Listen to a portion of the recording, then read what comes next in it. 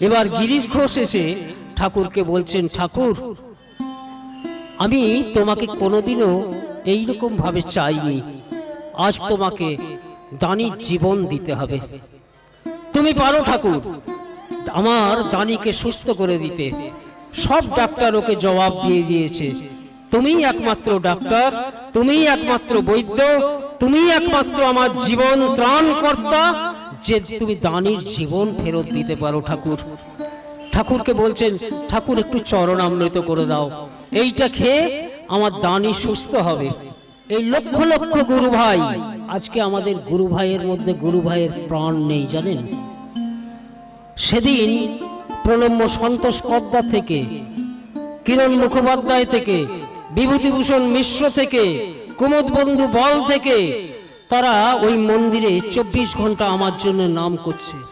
আধ ঘন্টাটা 24 ঘন্টা পেরোলো, 24 ঘন্টা 48 ঘন্টা পেরোলো, 48 ঘন্টা 72 ঘন্টা পেরাবার পর ডাক্তারেরা বোর্ড বসালো যে কি করে সম্ভব হচ্ছে যে ছেলেটা 1200 প্লেটলেট এ 72 ঘন্টা বেঁচে আছে। তাই আমাকে একটা ডায়েট চার্ট করে দিয়েছিল আমার দাদুকে, যে সকালবেলায় ওই মুরগির ঠ্যাঙের জুস দিতে হবে, দুপুরবেলায় জ্যান্ত মাছের ঝোল, আর ডিমের কিছু চাট একটা করে দিয়েছিল যে এই ফুড এই খাবার ওকে খেতে দিতে হবে। দাদু ওই কাগজটা নিয়ে ছিঁড়ে ফেলে দিয়ে ডাক্তার পানকে জবাব দিয়েছিলেন, শোনো আমার 4টে নাতি, একটা মরে গেলে মরে যাবে, আমি ঠাকুর অনুকূল চন্দ্রের কথার বাইরে যেতে পারবো না। বিশ্বাস, নির্ভরতা, আত্মত্যাগ, এই 3টেই বীরত্বের লক্ষণ। আমি বিশ্বাস করি আমি আজকে এই কথা বলতে পারছি আমার দাদুর ওই বিশ্বাসের উপর দাঁড়িয়ে।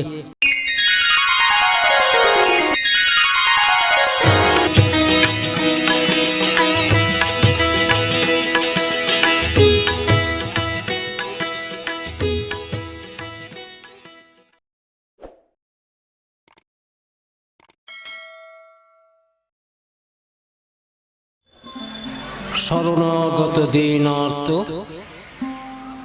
পরিত্রাণ পরায়ণে সর্বসিদ্ধির দাতা দেব ইষ্টস্তোয়াং মে নমঃস্তুতে। আজকে এই ডোমজুর অধিবেশন কেন্দ্রের পরম পুরুষ শ্রী ঠাকুরের যে 138তম আবির্ভাব মহা মহোৎসব চলছে সকাল থেকে, তার এই পর্বে এসে আমরা আলোচনা সভায় যোগদান করেছি। এই আলোচনা করতে গিয়েই প্রথমেই যে দিব্য জীবন নিয়ে আমরা আজকে সারাদিন মেতে রয়েছি, কবির চিন্তাধারায় কেমন সে দিব্য জীবন, কবির অনুভূতিতে সে দিব্য জীবন কেমন, সেটা মনে পড়ে যাচ্ছে। কবি বলছেন, শোনো বিশ্ববাসী, শোনো অমৃতের পুত্র, দিব্যধামবাসী যত দেবগণ, আমি জেনেছি তাহারে মহন্ত পুরুষ, যিনি আধারের পারে জ্যোতির্ময়, তারে জেনে তার পানে চাহি, মৃত্যুরে লঙ্ঘিতে পারো অন্য পথ নাহি। তাহলে সেই দিব্য জীবনকে জেনে তার বলে দেওয়া পথ যদি আমরা অনুসরণ করতে পারি, তাহলে তো আমরা এগিয়ে যেতে পারবো। কবি আবার এক জায়গায় বলছেন, শুধু তোমার বাণী নয় গো বন্ধু, হে প্রিয়, মাঝে মাঝে প্রাণে তোমার পরশখানি দিও। হয়তো কখনো কখনো শুধু তার বাণী আমাদের বোধগম্যের, আমাদের এই ক্ষুদ্র মস্তিষ্কে বোধগম্যের বাইরে চলে যায়। তাই প্রভুর কাছে একান্ত ভক্তি ও বিশ্বাস নিয়ে নিরবিচ্ছিন্নভাবে লেগে থাকার মধ্যে দিয়ে তার পরশ পাওয়া যায়। যে দিব্য জীবন নিয়ে আজকের আলোচনা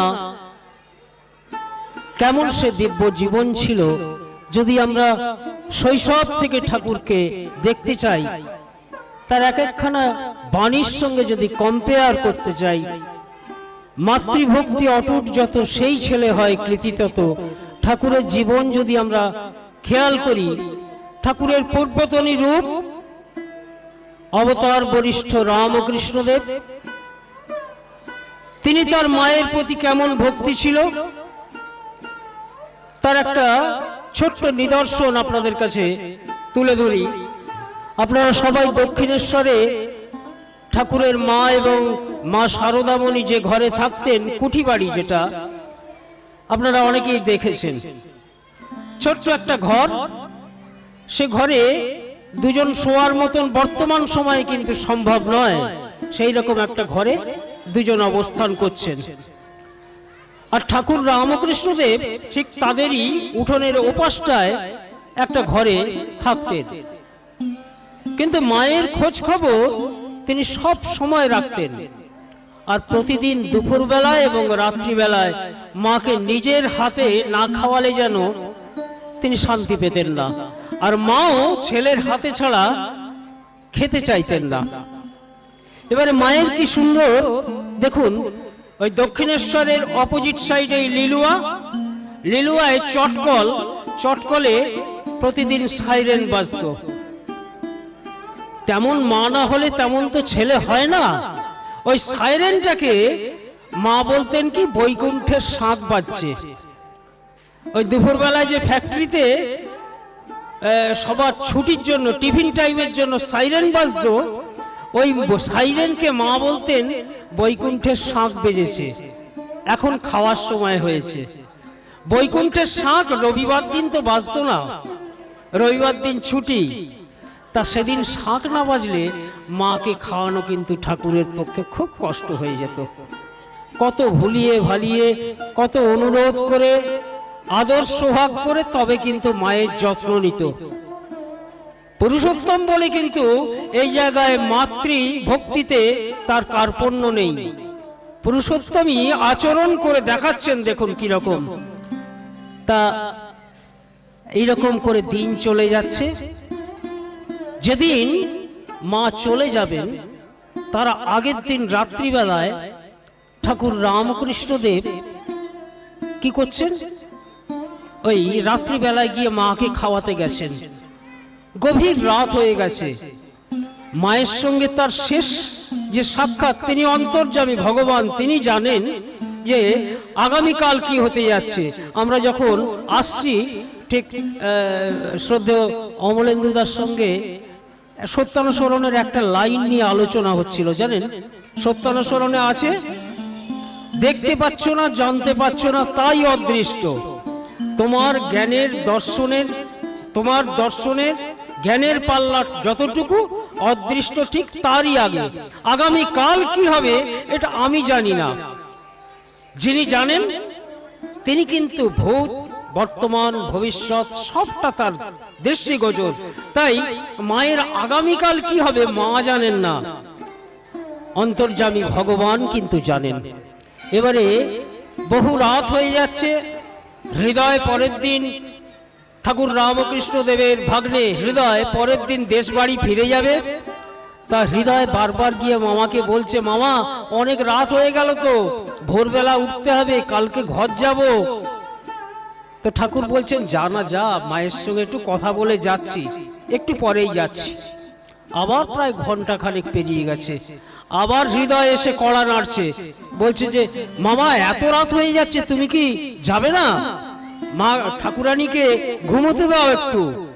বলছে, ওরে যা, তোর আর কাল যাওয়া হবে না।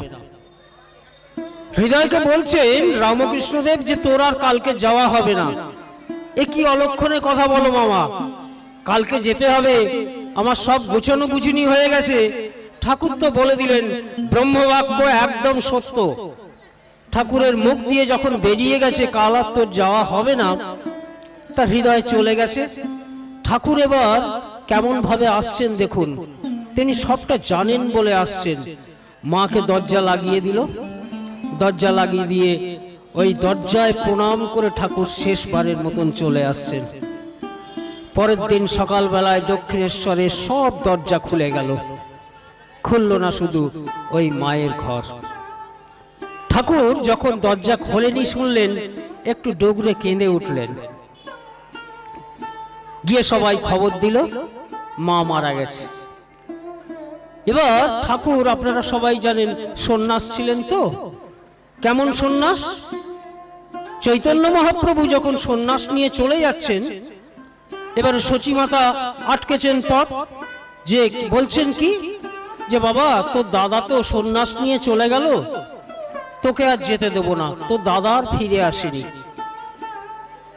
তুই তো আমার একমাত্র নারী ছেড়া ধন সম্বল, তোকে আমি চোখের সামনের থেকে হারাই কি করে? আর ঘরে বিষ্ণুপ্রিয়া আছে, তুই এ ছেড়ে দিয়ে চলে যাবি?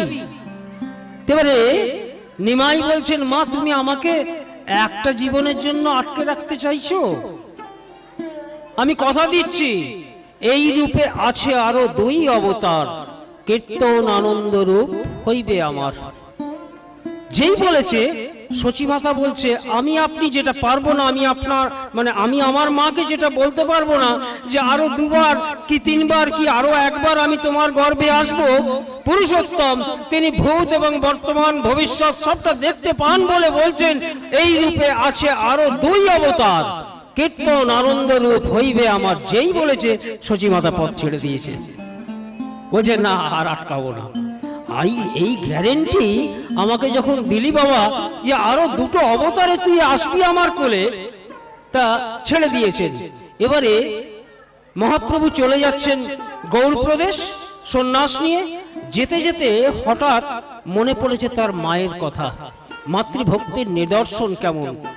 হঠাৎ মায়ের কথা মনে পড়তেই মহাপ্রভু কি করেছেন, ওই ভিক্ষা করে নৈবেদ্য সাজিয়েছেন থালায় করে চাল ডাল তরি তরকারি ভোজ্য বস্তু কাপড় চোপড় সব সাজিয়ে দিয়ে এবার শ্রীবাসকে বলছেন, শ্রীবাস তুমি যাও মায়ের কাছে নিয়ে যাও, আমার ঘরে মা হয়তো অভুক্ত অবস্থায় আছেন, মায়ের দায়িত্ব তো আমার গো। শ্রীবাস বলছে, তুমি না সন্ন্যাস নিয়েছো ঠাকুর, তোমার তো সংসারে আর কোনো খবর রাখার কথা নয়। চৈতন্য মহাপ্রভু সন্ন্যাসের কি সুন্দর ব্যাখ্যা দিচ্ছেন দেখুন। সন্ন্যাস লইনু যবে ছন্ন হইল মন, অমন সন্ন্যাসে আমার কিবা প্রয়োজন। যে সন্ন্যাস আমার মাতৃবন্ধন থেকে আমাকে দূরে সরিয়ে দেয়, সে সন্ন্যাসের আমার দরকার নেই। ঠাকুর অনুকূল চন্দ্র এইখানে এসে বলছেন কি, তোমার মনের সন্ন্যাস হোক, সন্ন্যাসী সেজে মিছিমিছি বহুরূপী হয়েও না। এইখানে হচ্ছে কিন্তু পুরুষোত্তমদের একটা দেখুন সিরিজ। এবার ঠাকুর রামকৃষ্ণদেব, মা তো চলে গেছেন, মায়ের কাজ তো করতে হবে, সন্ন্যাস নিয়েছেন, তিনি কেঁদে উঠেছেন, বলছেন যে মায়ের শ্রাদ্ধ তো আমার করা হলো না, আমি কি মায়ের তর্পণটাও করতে পারবো না? পুরোহিতরা বিধান দিল, হ্যাঁ তুমি গঙ্গায় নেমে তুমি তর্পণ করতে পারবে। গঙ্গা জল তুলতে যাচ্ছেন, জল আর আটকাচ্ছে না, জল সব খালি হাতে বেরিয়ে যাচ্ছে। পুরোহিত বলছেন, ঠাকুর কেঁদে উঠেছেন যখন, বলছে তোমার দুঃখ করার কিছু নেই। কেন? তুমি তো গলিত অহং, আমরা অহং যুক্ত, আর তিনি গলিত অহং, তার কোনো অহংকার নেই, তাই তোমার আর তর্পণেরও দরকার নেই। ঠাকুর অনুকূল চন্দ্রের জীবন যদি দেখতে চাই, মাতৃভক্তির নিদর্শন তার ঝলকে ঝলকে বেরিয়ে যাচ্ছে। যখন মা চলে গেলেন, ঠাকুর এত দিন পর্যন্ত এই দুঃখ ভুলতে পারেননি। আবার ছোটবেলাটা যদি দেখি ঠাকুরের, ঠাকুর যখন দৌড়াচ্ছেন, মা যখন শাসন করবে বলে বাচ্চাকে ধরতে যাচ্ছে, ঠাকুর দৌড়াচ্ছেন, যখন হঠাৎ করে ঘুরে দেখছেন ওই ঘর্মাক্ত শরীর মনোমোহিনী দেবীর আর পাচ্ছে না, ক্লান্ত, ঠাকুর দাঁড়িয়ে যাচ্ছেন। মাতৃভক্তির কি নিদর্শন! জানে যে মার খাবে ছেলে, ঠাকুর জানেন যে আমি মার খাবো, তবুও কিন্তু ওই মাকে কষ্ট দেব না বলে তিনি দাঁড়িয়ে যাচ্ছেন।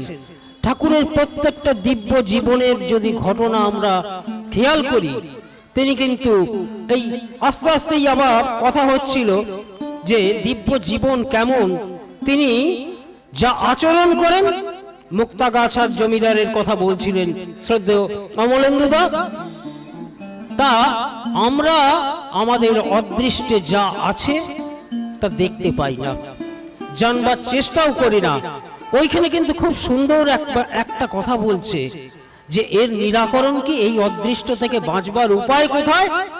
একমাত্র ওই পরম পুরুষকে কেন্দ্র করে, পরম পুরুষের বিধানগুলোকে মেনে যদি আমরা চলতে পারি, তাহলে কিন্তু আমাদের এই জীবন উদ্ধার পেতে পারে।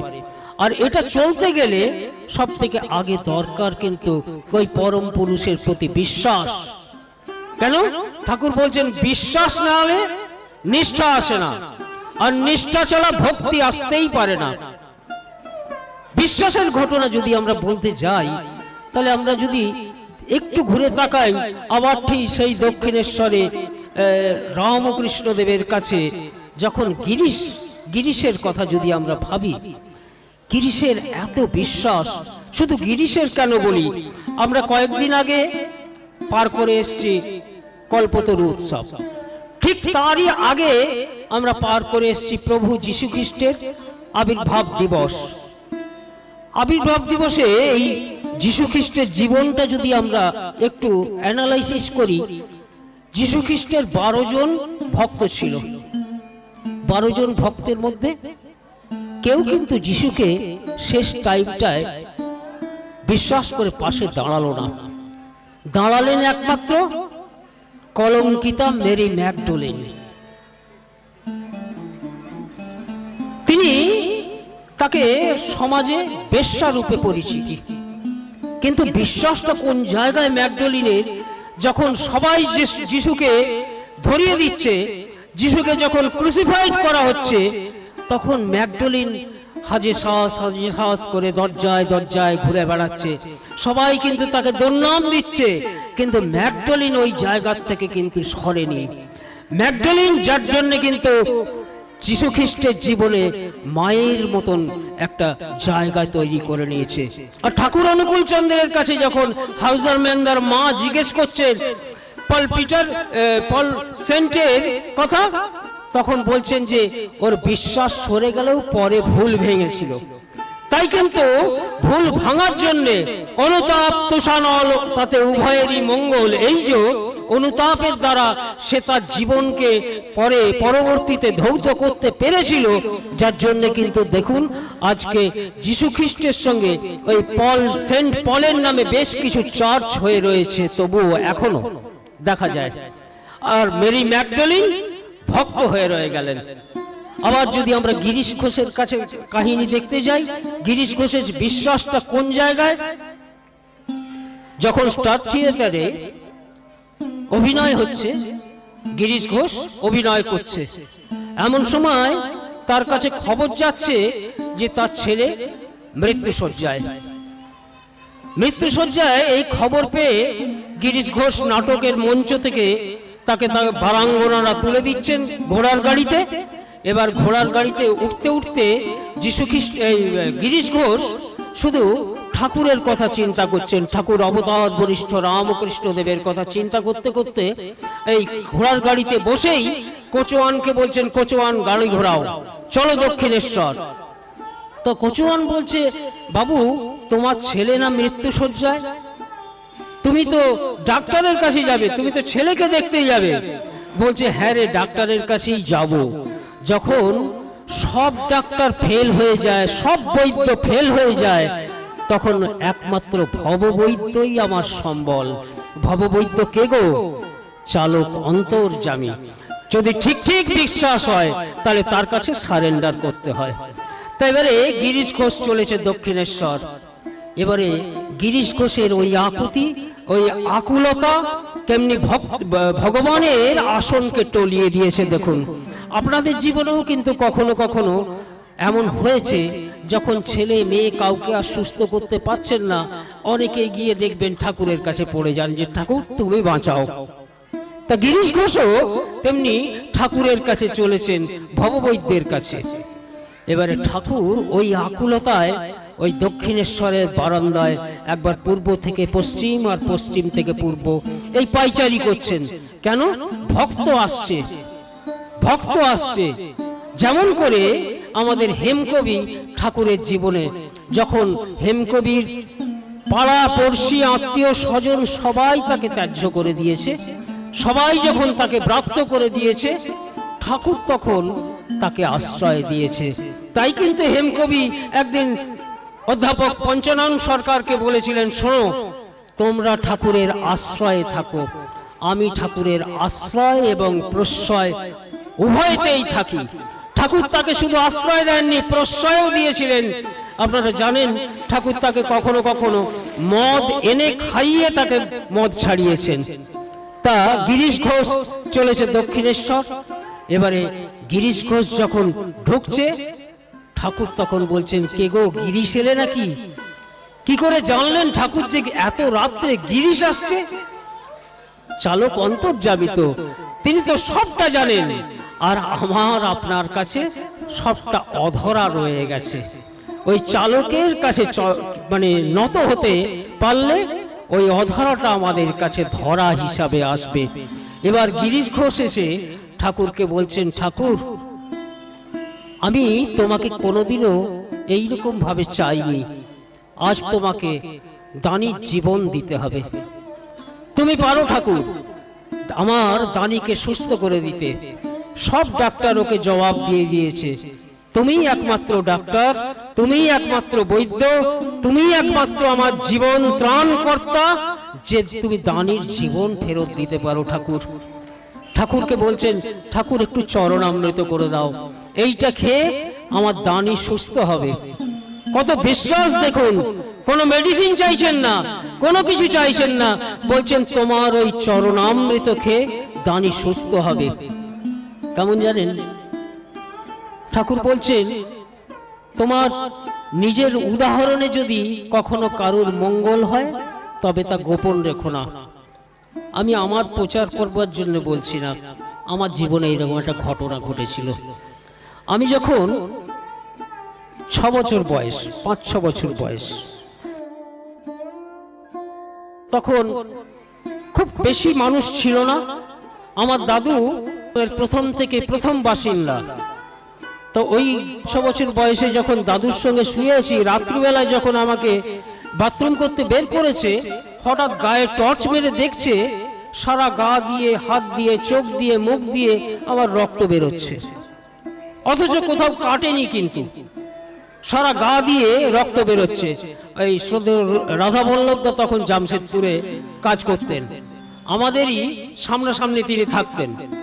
তাই রাধা বল্লভদার সঙ্গে কিন্তু আমাদের অনেক দিনের একটা যোগসূত্র। যাই হোক, এবারে রাত্রিবেলায় দাদু কি করেন, সকালবেলায় উঠেই আমাদের ওখানে একজন ডাক্তার ছিলেন, যিনি যাকে মানে বলা হতো যে ধন্বন্তরী, তাকে দেখাবার সঙ্গে সঙ্গে তিনি বলছেন, পালিত, আমার দাদুকে বলতেন, পালিত, তুমি এক কাজ করো, একে এখানে রাখা যাবে না, একে তুমি টাটা টিএমএইচ এ নিয়ে চলে যাও। টাটা টিএমএইচ এ নিয়ে গেছে। ওখানে তখন ডাক্তার পান ছিলেন। ডাক্তার পান দেখে টেকে আমার ব্লাডে প্লেটলেট চেক করে দেখে বললেন, ও মরে গেছে, ওকে নিয়ে যাও, ওর এই বডিটা আর আধ ঘন্টাও থাকবে না, ও মরে গেছে। বলছি কেন? বলছে, শোনো, একটা জীবন্ত মানুষের যদি সুস্থ মানুষের প্লেটলেট মাপা যায় 2,47,000, ওইটা কমতে কমতে যখন 1,47,000-এর নিচে নেমে যায় তখন মানুষ মরে যায়। আর এই ছেলেটার এখন 1200 প্লেটলেট দাঁড়িয়ে রয়েছে। বলছে মেডিসিন বিজ্ঞান ফেল, ও কি করে বেঁচে রয়েছে এখন? বলছে ও বাঁচবে না, তুমি আধ ঘন্টার মধ্যে মরবে, ওকে তুমি ঘরে নিয়ে চলে যাও। তো দাদু বলছেন যে বিনা চিকিৎসায় মরে যাবে, এটা হয় না, তুমি ভর্তি করো, যদি ঠাকুর নেওয়ান থাকেন তাহলে নিয়ে নেবে। আধ ঘন্টাটা 24 ঘন্টা পেরোলো। কেন পেরোলো জানেন? এই লক্ষ লক্ষ গুরু ভাই, আজকে আমাদের গুরু ভাইয়ের মধ্যে গুরু ভাইয়ের প্রাণ নেই জানেন। সেদিন প্রণম্য সন্তোষ কদ্দা থেকে, কিরণ মুখোপাধ্যায় থেকে, বিভূতিভূষণ মিশ্র থেকে, কুমুদ বন্ধু বল থেকে, তারা ওই মন্দিরে 24 ঘন্টা আমার জন্য নাম করছে, পালাক্রমে নাম করে যাচ্ছে। প্রার্থনায় বসে সন্তোষ কর্তা কাঁদছেন, আমার বাবা মা আমার জন্য কাঁদবে, এ তো অস্বাভাবিক কিছু নয়। লক্ষ লক্ষ গুরু ভাই চোখে জল দিয়ে ঠাকুরের কাছে কিন্তু চরণ ধুয়ে দিচ্ছে, ঠাকুর ওই ছেলেটাকে ফেরত দাও। আধ ঘন্টাটা 24 ঘন্টা পেরোলো, 24 ঘন্টা 48 ঘন্টা পেরোলো, 48 ঘন্টা 72 ঘন্টা পেরাবার পর ডাক্তারেরা বোর্ড বসালো যে কি করে সম্ভব হচ্ছে যে ছেলেটা 1200 প্লেটলেট এ 72 ঘন্টা বেঁচে আছে। তাই আমাকে একটা ডায়েট চার্ট করে দিয়েছিল আমার দাদুকে, যে সকালবেলায় ওই মুরগির ঠ্যাঙের জুস দিতে হবে, দুপুরবেলায় জ্যান্ত মাছের ঝোল, আর ডিমের কিছু চার্ট একটা করে দিয়েছিল যে এই ফুড এই খাবার ওকে খেতে দিতে হবে। দাদু ওই কাগজটা নিয়ে ছিঁড়ে ফেলে দিয়ে ডাক্তার পানকে জবাব দিয়েছিলেন, শোনো আমার 4টে নাতি, একটা মরে গেলে মরে যাবে, আমি ঠাকুর অনুকূল চন্দ্রের কথার বাইরে যেতে পারবো না। বিশ্বাস, নির্ভরতা, আত্মত্যাগ, এই 3টেই বীরত্বের লক্ষণ। আমি বিশ্বাস করি আমি আজকে এই কথা বলতে পারছি আমার দাদুর ওই বিশ্বাসের উপর দাঁড়িয়ে, ঠাকুরের বলা অনুযায়ী এত বিশ্বাস ছিল। গিরিশের কেমন বিশ্বাসটা দেখুন, গিরিশ ঠাকুরের চরণামৃত চাইছে, ঠাকুর বারবার বলছেন যে মায়ের কাছে চরণামৃত নিয়ে আয় না, মা আছে ভবতারিণী মন্দিরে আছে, মাকে গিয়ে বল, মা চরণামৃত করে দেবে। গিরিশ কিরকম, সেই হনুমানের মতন বিশ্বাস, তোমার এই করিয়াছি জীবনের ধ্রুবতারা, এ জীবনে কভু আমি হব না কো পথহারা। ঠাকুর তোমাকে আমি চিনি, আমি মা ফা জানি না, তুমি কে আমি জানি ঠাকুর, তুমি আমার চরণামৃত করে দেবে, তোমার চরণামৃত খেয়ে আমার দানি সুস্থ হবে। বিশ্বাস কিন্তু ভেঙে যাচ্ছে না, আমাদের যখন বিপদ চলে যায় তখন আমাদের বিশ্বাস টলে যায়, আবার যখন বিপদ এসে ধরে ঠিক তখন কিন্তু আমাদের ওইটুকু টাইমের জন্য বিশ্বাসটা আসে। তা গিরিশ কি করেছে, আবার বলছি ঠাকুর তুমি চরণামৃত করে দাও। আবার ঠাকুর বলছেন যে মায়ের কাছে জানা, মা তো চরণামৃত করে দেবে। এই 2বার 3বার বলার পর ঠাকুরের পা দুটো ধরে ওই চরণামৃত থালায় যখনই ঠেকিয়ে দিয়েছে, সঙ্গে সঙ্গে ঠাকুর দাঁড়িয়ে বলছেন ওং শান্তি, ওং শান্তি, ওং শান্তি। যেই বলেছে গিরিশ ওই চরণামৃত ঢক ঢক করে পান করছে, আর ঠাকুর বলছেন ও গিরিশ তোর দানি যে অসুস্থ, তোর দানিকে নাকি গিয়ে খাওয়াবি, ও নাকি সুস্থ হবে। বলছে ঠাকুর যে মুহূর্তে তুমি ওই ওং শান্তি, ওং শান্তি, ওং শান্তি বলেছো, সেই মুহূর্তেই আমার দানি সুস্থ হয়ে গেছে। আর খবর নিয়ে দেখা যাচ্ছে দানি তখন উঠোনে দৌড়চ্ছে, উঠোনে দৌড়াচ্ছে। আর ঠাকুর এই পাপবিদ্ধ শরীরটা, যে পাপ আমি করেছি, এই পাপবিদ্ধ শরীরটা তোমার চরণামৃত খেয়ে আমি নিজেকে শান্তি করে নিচ্ছি। কত বিশ্বাস, বিশ্বাস যত গভীর, যত উচ্চে জীবন তত উচ্চে, মন তত গভীর। হ্যাঁ, এই জায়গায় দাঁড়িয়ে আজকে আমরা ঠাকুর অনুকূল চন্দ্রের জীবন এবং বাণী নিয়ে আলোচনা করতে এসেছি। দেখুন ঠাকুরের জীবনেও কিন্তু এরকম বহু বহু ঘটনা আমরা দেখতে পাই। ঠাকুরের জীবনে যখন বারবার করে ওই হেমকবিকে সবাই যখন তাড়িয়ে দিচ্ছে, হেমকবি বারবার গিয়ে আষ্টে পিষ্টে যখন জড়িয়ে ধরছে ঠাকুরকে। ঠাকুরের জীবনের একটা একটা ঘটনা যদি আমরা দেখি, পরম পুরুষের জীবন চুয়ানো জিনিস আমাদের পথে হয়ে থাকে, আমাদের চলার পথ দেখিয়ে দেয়। ঠাকুর অনুকূল চন্দ্রকে যতবার আমরা এইভাবে স্মরণ করতে পারবো, মনন করতে পারবো, জীবন্ত করে তুলতে পারবো, আজও কিন্তু এই ঘটনা খুব প্রাসঙ্গিক। দেখুন কত বিশ্বাস থাকলে এগুলো হয়। আমি গিদনি আশ্রমে ছোট থেকে যেহেতু বড় হয়েছি, বহু ঘটনা আমি ঠাকুরকে প্রত্যক্ষ না করলেও ঘটনার মধ্যে দিয়ে দেখা যায় যে তিনি এখনো জীবন্ত বাস্তব হয়ে আমাদের মাঝে কিরকম রয়েছেন। এই কিছুদিন আগে আপনারা করোনা পিরিয়ড কাটিয়ে এসছেন, কয়েক বছর আগে, এটা লেটেস্ট ঘটনা বলি। ঠিক করোনা চলছে, বছর খানেক পেরিয়ে গেছে। একদিন হঠাৎ গিদনি আশ্রমে একটা বাইপোস্টে একটা চিঠি এলো। চিঠিটা একজন বিখ্যাত লোক, বিখ্যাত ব্যবসায়ী, এই আমাদের বৈঠকখানা রোডে, বৈঠকখানায় তার কাগজের দোকান আছে, আপনারা অনেকে চেনেন, আমি নামটা বলছি না। তো সেই ভদ্রলোক চিঠি পাঠিয়েছেন চোখের জলে যে করোনা পিরিয়ডে অনেকের যেমনি চাকরি গেছে, অনেকের ব্যবসাও গেছে, অনেকে জীবনহানিও হয়েছে। তবে সেই ভদ্রলোকের ওই বিরাট ব্যবসা গুটিয়ে শেষ হয়ে গেছে, তার গাড়ি বাড়ি অনেক কিছু বিক্রি করে হয়ে গেছে। সে তার চোখের জলে ঠাকুরকে চিঠি লিখছে যে ঠাকুর, আমি সর্বহারা হয়ে গেলাম। আমি আমার আজকে আমার বউ হাসপাতালে, তার টাকার যোগান দিতে পারছি না। আমার ছেলে হাসপাতালে, টাকার যোগান দিতে পারছি না। আমার গাড়ি ব্যবসা সব বিক্রি হয়ে গেছে ঠাকুর।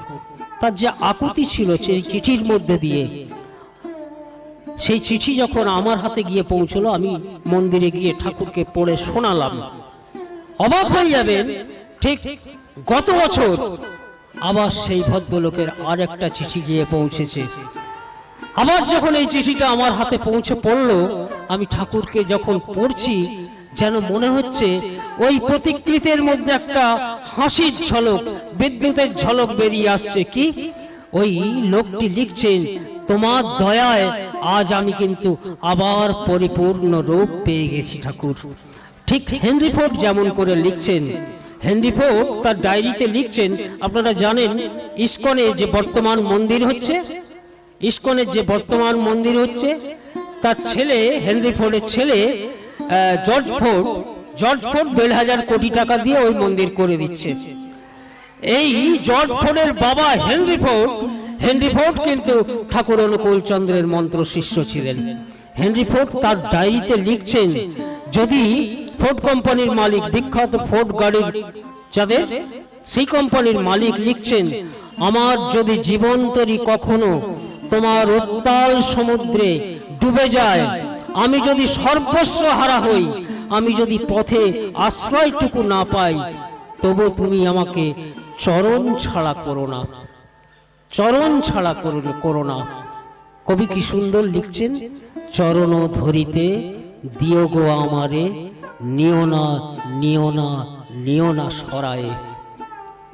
রজনীকান্ত একটা গান লিখছেন, আমি তো তোমারে চাহিনি জীবনে, তুমি অভাগারে চেয়েছো। আমরা কিন্তু সত্যি করে ঠাকুরকে জীবনে চেয়ে উঠতে পারি না, তিনি যদি দয়া করে না নেন। তাই কিন্তু হেমকবি বলতে পারেন যে আমি তোমাদের মতন শুধু আশ্রয়ে নয় প্রশ্রয়ে আছি। তিনি যদি হেমকবিকে দয়া করে আশ্রয় না দিতেন, আজকের হেমকবিকে কিন্তু হেমকবি বলতে পারত না, আমি তব চিরদাস চির অনুগামী, তোমার এই বারে বারে চেয়েছি আমি। তাই আসুন আজকের দিনে আমরা যেন এই শপথ নিতে পারি, তোমার এই বারে বারে চেয়েছি আমি তব চিরদাস চির অনুগামী। জয় গুরু, সবাই ভালো থাকবেন।